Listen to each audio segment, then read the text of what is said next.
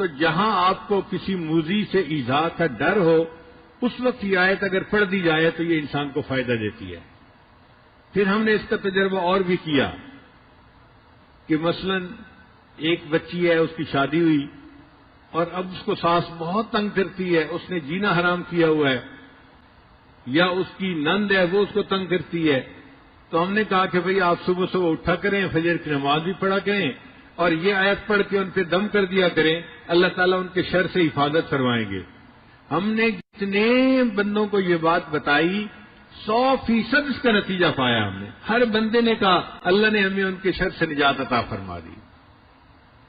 پھر اس کا ایک اور بھی استعمال ہے کہ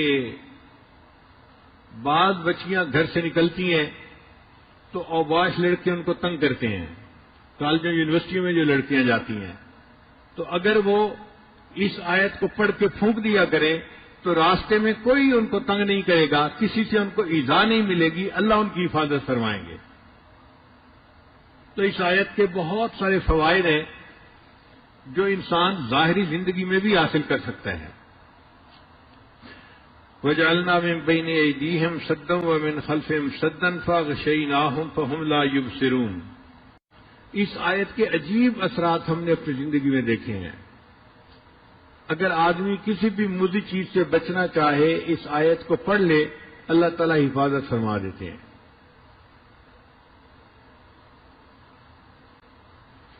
ہمیں سفر میں کئی مرتبہ مشکل پیش آتی ہے، ہمارے بیگ کے اندر کتابیں ہوتی ہیں مطالعے کے لیے یا بیانات کے نوٹس وغیرہ ہوتے ہیں، اور آج کل مختلف ملکوں میں ایئرپورٹ کے اوپر دینی لٹریچر جو ہے اس کی بہت زیادہ سختی ہے۔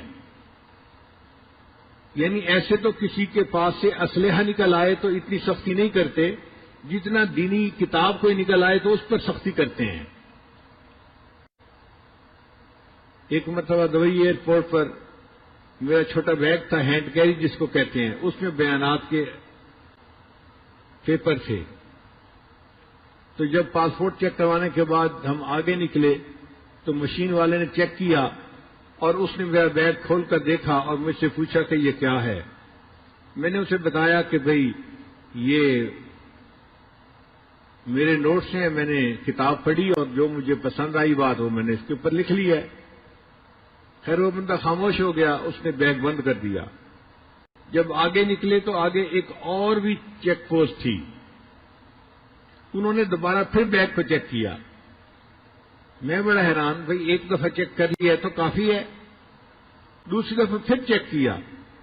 اب جب انہوں نے چیک کیا اور بیگ کھولا تو اس کے اندر کاغذات کو دیکھتے ہی پولیس والا فون کرنے بیٹھ گیا۔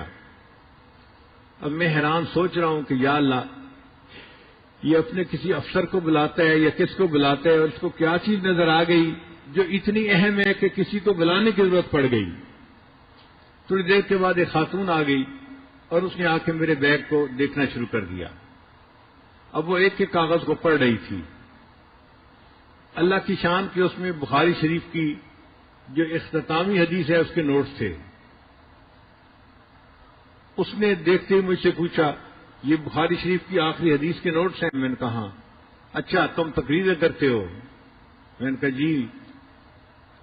پھر اس نے کہا اس کا مطلب یہ ہے کہ تم عالم ہو، یہاں بھی تقریریں کرو گے؟ میں نے کہا نہیں، ابھی تو میں یہاں پر 2 دن رکنے کے لیے آیا ہوں، پھر میں آگے جاؤں گا۔ وہ کہنے لگی کہ میں عالمہ ہوں اور مجھے انہوں نے صرف اسی لیے رکھا ہوا ہے کہ میں لوگوں کے پاس جو دینی لٹریچر ہے اس کو دیکھوں اور ان کو یہاں پہ روکوں۔ پھر اس نے میرے سارے نوٹس دیکھے، ان کے عنوان پڑھے، تو مجھے کہنے لگے کہ آپ کسی خاص فقہ کے اوپر تقریریں کرتے ہیں؟ میں نے کہا نہیں، میں مسائل کے بارے میں تقاریر نہیں کرتا، میں اصلاحی تقاریر کرتا ہوں۔ تو اللہ نے اس کے دل میں نرمی ڈال دی۔ وہ مجھے کہنے لگی کہ آپ اپنے بیگ کے اندر کاغذات نہ لے کے چلا کریں، آپ کو کسی دن ایئرپورٹ پہ روک لیا جائے گا اور آپ کو جو ہے مشکل میں پڑ جائیں گے آپ۔ اب ہمیں فکر لاحق ہوئی کہ یا اللہ، یہ تو روز کا معاملہ ہے، کریں تو کیا کریں؟ پھر وہ مجھے کہنے لگی تھی کہ آپ یہ نوٹس کیوں ہر وقت ساتھ رکھتے ہیں؟ کتابیں آپ نے کیوں رکھی ہوئی ہیں؟ یہ 2-3 کتابیں تھیں. میں ان کا مطالعہ کرتا ہوں ہر وقت بیٹھ کے. پھر وہ حیران ہو کے پوچھ لگی کہ آپ کتابیں پڑھتے رہتے ہیں. تو میں نے اسے کہا کہ اس عمر میں اب کتابیں نہیں پڑھوں گا تو کیا ویڈیو گیم کھیلوں گا بیٹھ کے. تو اس بات پہ وہ ہنس پڑی, کہنے لگی اچھا ٹھیک ہے آپ جائیں. تو میری جان چھوٹ گئی. پھر اس کے بعد ہمیں پریشانی ہوئی کہ یا اللہ اب ان نوٹس کا کیا کریں, ہمیں ضرورت بھی پڑتی ہے, مختلف جگہوں پہ جانا ہوتا ہے, کبھی یہ بیان کرو کبھی وہ بیان کرو, تو نوٹس کا ہونا بھی ضروری اور ہیں بھی پابندیاں. تو ذہن میں خیال آیا کہ ہم قرآن مجید کی اس آیت کو کیوں نہ پڑھ لیا کریں. چنانچہ اس کے بعد تقریباً 8 سال ہو گئے ہیں یا 10 سال, میں جہاں جس ایئرپورٹ پہ بھی جاتا ہوں, جہاں بیگ چیک کرنے کی مشین ہوتی ہے یا عملہ ہوتا ہے, میں یہ آیت پڑھ کے ان پہ پھونک دیتا ہوں, وَجَعَلْنَا مِن بَيْنِ أَيْدِيهِمْ سَدًّا وَمِنْ خَلْفِهِمْ سَدًّا فَأَغْشَيْنَاهُمْ فَهُمْ لَا يُبْصِرُونَ. اللہ کی شان دیکھیں کہ پچھلے پھر 8-10 سال میں پھر کسی نے کبھی مجھے کھڑا نہیں کیا.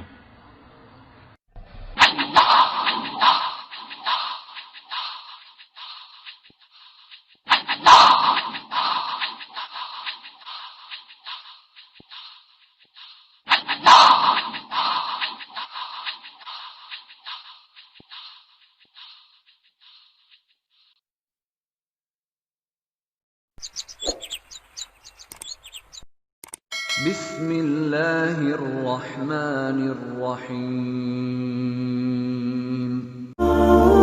بعض اوقات صورتحال ایسی ہوتی ہے کہ بندہ مسلط ہوتا ہے کسی کے اوپر, پیچھے پڑ جاتا ہے, حاسد ہوتا ہے, دشمن ہوتا ہے, جان نہیں چھوڑتا, بندے کا جینا مشکل بنا دیتا ہے.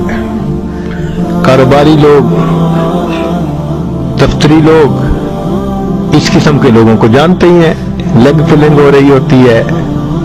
ایسے لگتا ہوتا ہے کہ دوسرے بندے کا بس چلے تو روئے زمین کی بجائے اس کو ابھی زیر زمین پہنچا دے, ایسے ہوتا ہے. تو اگر کوئی ایسا ظالم مسلط ہو جائے, پیچھے پڑ جائے, ٹف ٹائم دینے لگ جائے, تو بزرگوں نے فرمایا اذا تسلط علیہ احد, اگر کوئی مسلط ہو جائے تو یہ دعا مانگا کریں, اللہم اغفر لی الذنب الذی سلطت بہ علی ھذا, اللہ میرے اس گناہ کو معاف کر دے جس گناہ کی وجہ سے آپ نے اس کو میرے اوپر مسلط فرما دیا. تو ایسا کرنے سے اللہ تعالیٰ اس ظالم سے نجات عطا فرما دیتے ہیں.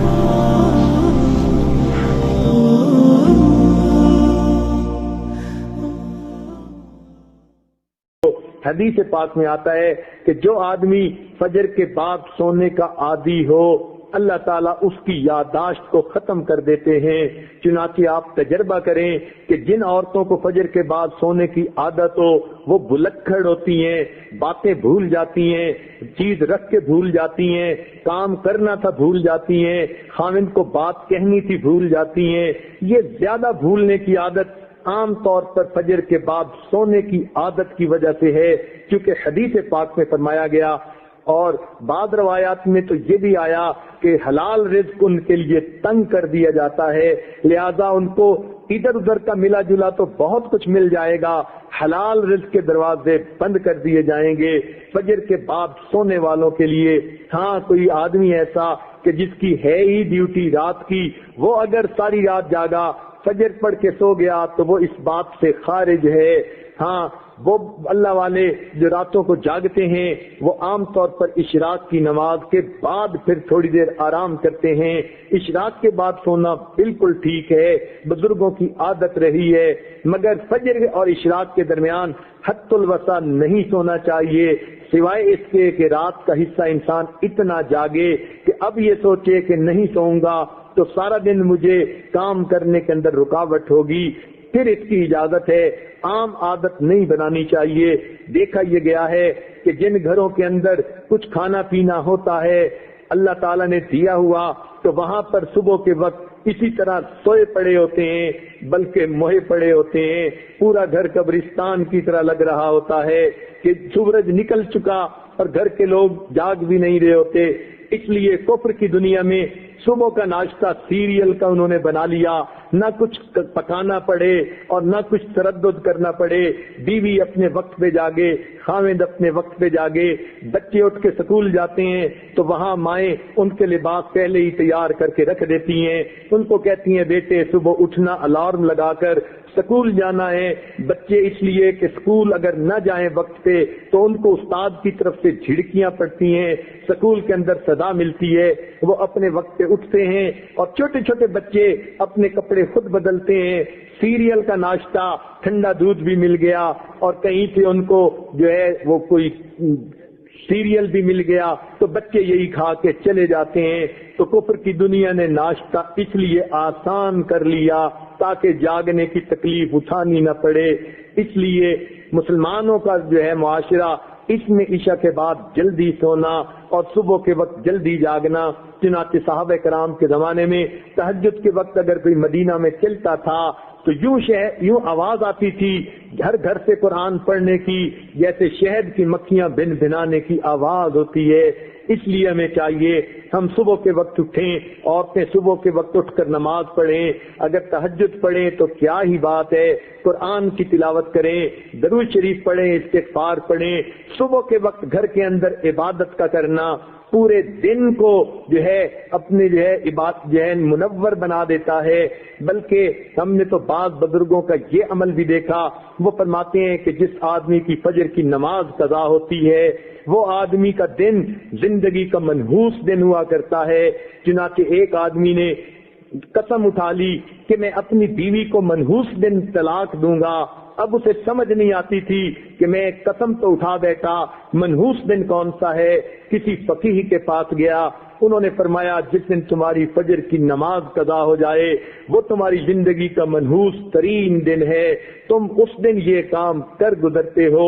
بعض ایسے بزرگوں کو بھی دیکھا کہ جو وقت کے حاکم تھے مگر انہوں نے دستور بنایا ہوا تھا، وہ سوچتے تھے کہ جو آدمی فجر کی نماز وقت پہ پڑھ لیتا ہے حدیث پاک کے مطابق اللہ کی امان میں آ جاتا ہے، لہذا وہ حد جو ہے وہ جو سزائیں دینی ہوتی تھی تعزیرات کی وہ اس وقت تک نہیں دیتے تھے جب تک کہ یہ یقین نہ کر لیتے کہ آج اس نے فجر کی نماز نہیں پڑھی۔ اگر پڑھ لیتا تھا تو فجر دوست کو سزا دینا مؤخر کر دیتے تھے کہ اگر یہ اللہ کی امان میں آ گیا ہم کیوں اس کو سزا دیں۔ تو مسلمانوں کے نزدیک تو فجر کے وقت جاگنا اتنا اہم ہے، لہذا عورتوں کو یہ بات مشورے کے طور پر پیش کی جاتی ہے، زندگی کی ترتیب کو سنت کی ترتیب پر لانے کی کوشش فرمائیں، اور اس کا بہترین طریقہ یہ ہے کہ رات کو سوئیں اور دن کو جاگیں، عشاء کے بعد کام جتنا جلدی سمیٹ سکیں جلدی سونے کی عادت اپنائیں تاکہ تہجد میں فجر میں آنکھ کھلے، انسان کے جسم کی نیند آرام کا تقاضا بھی پورا ہو جائے، اور صبح کے وقت پھر آنکھ کھلے تو اللہ تعالیٰ کا حکم بھی پورا ہو جائے۔ اس طرح انسان کی زندگی پرسکون گزرتی ہے۔